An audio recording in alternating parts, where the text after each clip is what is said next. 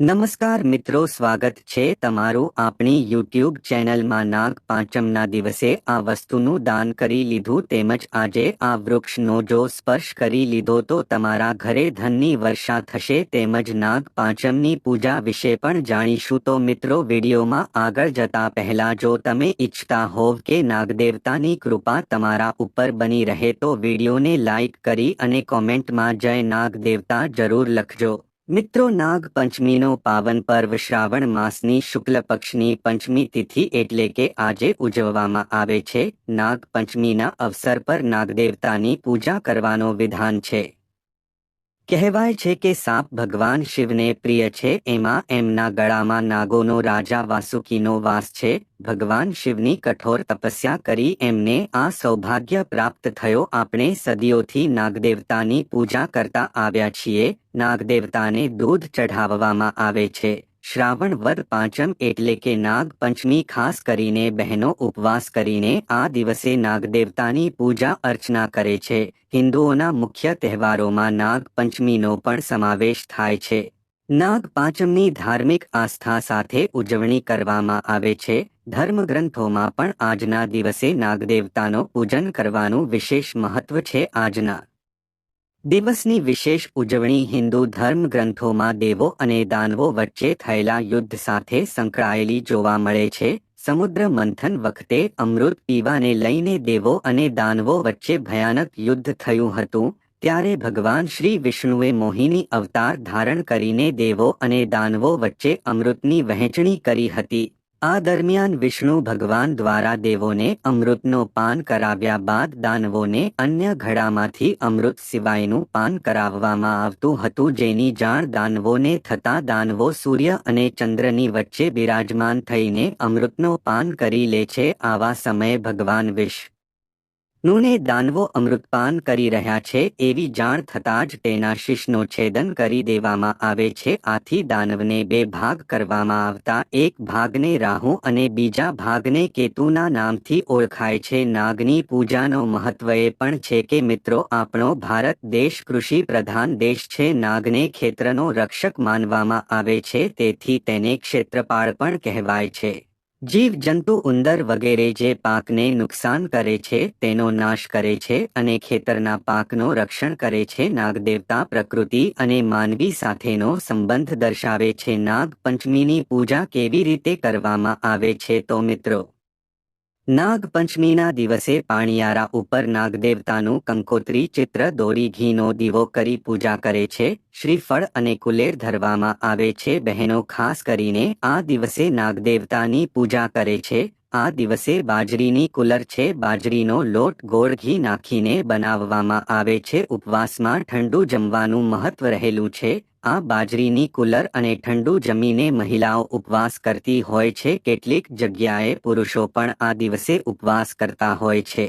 તેમજ આ દિવસે કઈ વસ્તુઓનો દાન ન કરવું જોઈએ તો નાગ પંચમીના દિવસે લોખંડની વસ્તુઓ દાન કરવાથી બચવું જોઈએ, કારણ કે લોખંડનો સંબંધ નાગદેવતા સાથે રહ્યો છે, તેથી આ દિવસે લોખંડનું દાન કરવું એને અશુભ માનવામાં આવે છે। આટલું જ નહીં, નાગ પંચમીના દિવસે લોખંડનો દાન કરવાથી વ્યક્તિમાં ગ્રહદોષ દૂર થાય છે, તેથી આ દિવસે લોખંડની વસ્તુઓનું દાન કરો એ વર્જિત છે। તેમજ નાગ પંચમીના દિવસે દૂધ અને દહીંનું દાન કરવાનું ટાળવું જોઈએ, જેના કારણે નાગદેવતા ગુસ્સે થઈ શકે છે અને વ્યક્તિના જીવનમાં સમસ્યાઓ વધવા લાગે છે। તેથી આ દિવસે સફેદ વસ્તુઓનો દાન કરવું જોઈએ નહીં અને નાગ પંચમીના દિવસે મીઠાનો દાન કરવાથી પણ બચવું જોઈએ। જ્યોતિષશાસ્ત્ર અનુસાર મીઠાનો સંબંધ શનિ ગ્રહ સાથે છે, જેનીને ન્યાયના દેવતા માનવામાં આવે છે અને તેમનો સ્વભાવ કઠોર છે। નાગ પાંચમના દિવસે મીઠાનું દાન કરવાથી શનિનો પ્રભાવ વધી શકે છે અને નકારાત્મક પરિણામો પણ આવી શકે છે। તો જ્યોતિષશાસ્ત્ર અનુસાર તેલનો સંબંધ કેટલા ગ્રહો સાથે છે અને નાગ પાંચમના દિવસે તેલનું દાન કરવાથી આ ગ્રહોની અશુભ અસર વધી શકે છે, તેથી નાગ પાંચમના દિવસે તેલનું દાન કરવું પણ ન જોઈએ। નાગ પાંચમના દિવસે કાળા વસ્ત્રોનું દાન ન કરવું જોઈએ। હિન્દુ ધર્મમાં કાળો રંગ એને અશુભ માનવામાં આવે છે, તેનો સંબંધ નાગદેવતા સાથે છે અને આ દિવસે કાળા રંગના વસ્ત્રોનું દાન કરવાથી વ્યક્તિ રાહુ અને કેતુ દોષનો ભોગ બને છે. તેથી નાગ પાંચમના દિવસે કાળા રંગના વસ્તુનું દાન ન કરવું જોઈએ. તેમજ મિત્રો નાગ પાંચમના દિવસે કયા તેલનો દીવો પ્રગટાવવો જોઈએ? તો મિત્રો નાગ પાંચમના દિવસે તલના તેલનો દીવો પ્રગટાવવો જોઈએ. જ્યોતિષશાસ્ત્રમાં એવું માનવામાં આવે છે કે નાગ પાંચમના દિવસે તલના તેલનો દીવો પ્રગટાવવાથી પિતૃદોષ અને કાલ સર્પદોષથી રાહત મળે છે. ધાર્મિક ગ્રંથો અનુસાર તલનો સંબંધ પૂર્વજો સાથે હોવાનું કહેવાય છે. જો પિતૃઓ માટે ભોજન લઈ જવાનું હોય અથવા પિતૃઓ માટે કોઈ પણ વસ્તુનું દાન કરવામાં આવે તો તે સમયે તલ ધરાવવું ખૂબ જ જરૂરી છે. શાસ્ત્રો કહે છે કે પૂર્વજ તલના બીજથી પ્રસન્ન થાય છે અને તેમના આશીર્વાદ તમારા ઉપર હંમેશા માટે જળવાઈ રહે છે. અને સાથે જ જો કોઈની કુંડળીમાં પિતૃદોષ હોય તો તલનો દાન કે તલનો દીવો પ્રગટાવીને તેને દૂર કરી શકાય છે. તો મિત્રો હવે નાગ પાંચમના દિવસે આ ઉપાય જરૂર કરજો. ભગવાન શિવને તાપ ખૂબ જ પ્રિય હોય છે, તેથી જ તેમણે નાગરાજને ગળામાં પહેરાવ્યો છે. આવી સ્થિતિમાં જો તમે નાગ પાંચમના દિવસે કેટલાક ખાસ ઉપાય કરો છો તો નાગદેવતાની સાથે તમે ભગવાન શિવની પણ કૃપા થાય છે. તેમજ નાગ પાંચમના દિવસે એક દેવતાને દૂધ પીવડાવવું શુભ માનવામાં આવે છે. પરંતુ આ દિવસે તમારે તમારા ઘરના મુખ્ય દ્વાર પર સાપનો આકાર પણ બનાવવો જોઈએ. આ પછી તમારે નાગદેવતાની પૂજા કરવી જોઈએ. એવું માનવામાં આવે છે કે જો તમે પ્રવેશ દ્વાર પર સાપનો આકાર બનાવો છો તો તમારા જીવનમાં આર્થિક સમૃદ્ધિ આવે છે, તમારા બધા કામો પૂરા થાય છે અને તમને કાલ સર્પદોષમાંથી પણ મુક્તિ મળે છે. તેમ જ જો તમારા જીવનમાં વારંવાર સમસ્યાઓ આવતી હોય અને તમે પૈસા બચાવી શકતા નથી, પરિવારમાં ઝઘડા એકદમ અચાનક વધી ગયા છે, તો નાગ પાંચમના દિવસે નાગ દેવતાને દૂધ પીવડાવ્યા પછી તમારે ચાંદીની વસ્તુઓ ખરીદીને ઘરે લાવવી જોઈએ. જો શક્ય હોય તો ચાંદીની ધાતુથી બનેલા સાપની જોડી ઘરે લાવો અને તેમની પૂજા કર્યા પછી તેમને શિવ મંદિરમાં અર્પણ કરો. એવું માનવામાં આવે છે કે આ ઉપાય કરવાથી માત્ર નાગદેવતા જ નહીં પરંતુ ભગવાન શિવ પણ પ્રસન્ન થાય છે અને તમારું જીવન સુધરવા લાગે છે. જો તમે ચાંદીના સાપની જોડી નથી લાવ્યા અને માત્ર ચાંદીની વસ્તુઓ ખરીદીને ઘરે લાવ્યા છો તો આ પણ તમારા માટે શુભ માનવામાં આવે છે. તેમ જ નાગ પાંચમના દિવસે તમારે નાગદેવતાને ફળ અને દૂધ અર્પણ કરવું જોઈએ અને ભગવાન શિવની પૂજા પણ કરવી જોઈએ. આ સરળ ઉપાય તમારા જીવનમાં સ્થિરતા લાવે છે, તમારી આર્થિક સ્થિતિમાં સુધારો કરે છે અને આ તમારી એકત્રિત સંપત્તિમાં વધારો કરે છે. આ સાથે આ ઉપાય માનસિક સ્વાસ્થ્ય માટે પણ શુભ માનવામાં આવે છે. તેમજ મિત્રો નાગ પાંચમના દિવસે આ ભૂલો ન કરવી જોઈએ. તો મિત્રો નાગપાંચમના દિવસે લોકોએ કેટલીક બાબતોનું ધ્યાન રાખવું જોઈએ. આ દિવસે ભૂલથી પણ સાપને મારવો જોઈએ નહીં. જો તમે સાપને નુકસાન પહોંચાડો છો તો આ પાપ તમારા માટે નહીં પરંતુ તમારા સમગ્ર પરિવાર પર લાગશે. તેમ જ નાગ પાંચમના દિવસે જમીન ખોદવી ન જોઈએ. એવું માનવામાં આવે છે કે સાપ જમીનની અંદર રહે છે, જેને સાપનો ઘર પણ કહેવાય છે. જમીને ખોદવાથી ઘર અથવા સાપનો ખાડો નાશ પામે છે. આમ કરવાથી ઘણી પેઢીઓને દોષ લાગે છે. તેમજ મિત્રો નાગ પાંચમના દિવસે આ ઉપાય જરૂર કરી લેજો. નાગ પાંચમ પર પૂજા કર્યા પછી તિજોરીમાં 5 સોપારી લાલ કપડામાં બાંધી રાખો. આમ કરવાથી તમારા ઘરની તમામ આર્થિક સમસ્યાઓ દૂર થઈ જશે અને દેવી લક્ષ્મી તમારી સલામતી તરફ આકર્ષિત થાય છે. તમારા ઘરમાં સમૃદ્ધિ વધે છે અને તમારા બધા અટકેલા કામ પૂરા થાય છે.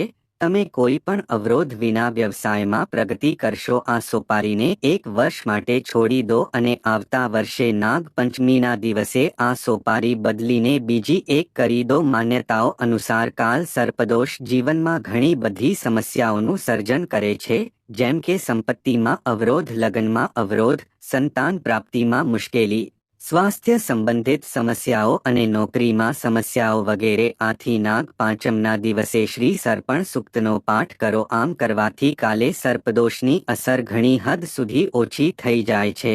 તેમજ મિત્રોના આયો પંચમીના દિવસે દક્ષિણાવર્તી શંખની પૂજા કરો. પૂજા પછી શંખને તિજોરીમાં અથવા પૈસાની જગ્યાએ રાખો. શંખની પૂજા કરવાથી તમારા ઘરમાં સુખ સમૃદ્ધિ વધે છે અને માતા લક્ષ્મી દયાળુ છે અને ધનની વર્ષા કરે છે. નાગ પંચમીના દિવસે શંખના ઉપાય કરવાથી તમારા જીવનની તમામ મુશ્કેલી દૂર થાય છે અને તમારી ખુશીઓ વધે છે. તેમજ નાગ પાંચમ પર ચાંદીના સિક્કાનો ઉપાય કરો. ખૂબ જ શુભ છે. ચાંદીના સિક્કાને લાલ દોરાથી બાંધીને તિજોરીમાં રાખો. આ ઉપાય અપનાવવાથી વેપારમાં ધન લાભ થશે, તમારી સંપત્તિમાં વધારો થશે. ઉપાયને અનુસરવાથી તમારા વ્યવસાયમાં પ્રગતિ થાય છે, તમારી કારકિર્દીમાં વૃદ્ધિ થાય છે અને તમારા સંપત્તિમાં વૃદ્ધિ થાય. તેમજ જો કોઈ વ્યક્તિ નાગ પાંચમના દિવસે લીમડો, કાગડી, લીંબુ, દહીં અને ચોખાને મિક્સ કરીને ખાસ વાનગી બનાવે છે, તેને નાગદેવતા અને પરિવારના દેવતાને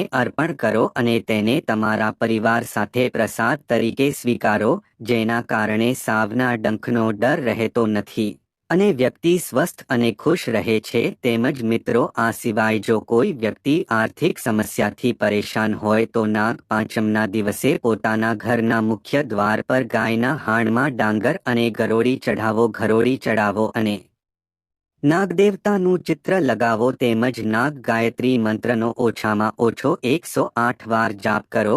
આસ્તિક મુનિનું ધ્યાન કરો અને તેમના નામનો પણ જાપ કરો.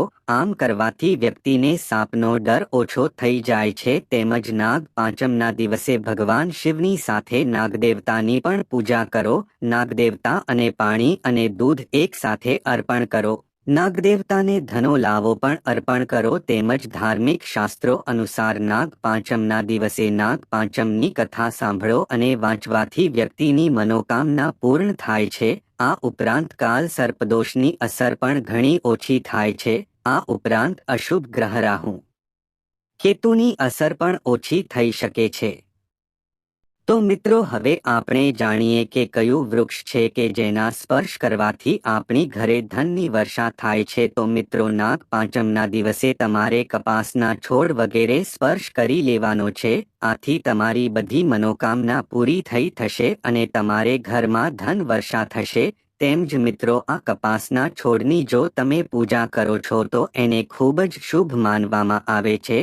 હવે નાગ પાંચમના વિશે વધુ જાણીએ તો આ વર્ષે નાગ પાંચમના દિવસે સિદ્ધયોગ બની રહ્યો છે, જ્યારે પંચમી તિથિમાં રવિ યોગ બનેલો છે. તેમજ મિત્રો, ધાર્મિક માન્યતાઓ અનુસાર નાગ પાંચમના દિવસે નાગદેવતાની પૂજા કરવાથી સાપ કરડવાનો ડર દૂર થાય છે. સાપથી ડર રહેતો નથી, ઘરમાં સુખ સમૃદ્ધિ વધે છે અને અન્ય શુભ પરિણામો પણ પ્રાપ્ત થાય છે. કાલે સર્પદોષમાંથી મુક્તિ મેળવવા માટે નાગ પાંચમના દિવસે પૂજા કરવામાં આવે છે. તેમજ નાગ પાંચમના દિવસે 3 શુભ યોગ બની રહ્યા છે. પાંચમના દિવસે સવારથી બપોરના 1 વાગ્યા સુધી સિદ્ધયોગ છે. ત્યારબાદ સાધ્ય યોગ શરૂ થશે. પંચમી તિથિમાં રવિ યોગ છે, સવારે 2 થી 5 વાગ્યા સુધી છે. તેમજ આ રીતે તમારે નાગદેવની પૂજા કરી શકો છો. નાગ પાંચમના દિવસે સવારે વહેલા ઉઠીને સ્નાન કરીને હાથમાં જળ, ચોખા અને ફૂલ લઈને વ્રત અને પૂજા કરવાની પ્રતિજ્ઞા લો અને આ દિવસે નાગદેવતાની મૂર્તિની પૂજા કરો. કોઈ જીવતા સાપની નહીં. જો કોઈ જીવતા સાપની પૂજા કરવામાં આવે તો તે દોષ માનવામાં આવે છે. નાગ પાંચમના દિવસે તમારા નજીકમાં ઘરના મંદિરમાં જઈને કોઈ પણ નાગદેવતાની પૂજા કરો. જો તે શક્ય ન હોય તો તે શિવ મંદિરમાં જઈને નાગદેવતાની પૂજા પણ કરી શકો છો.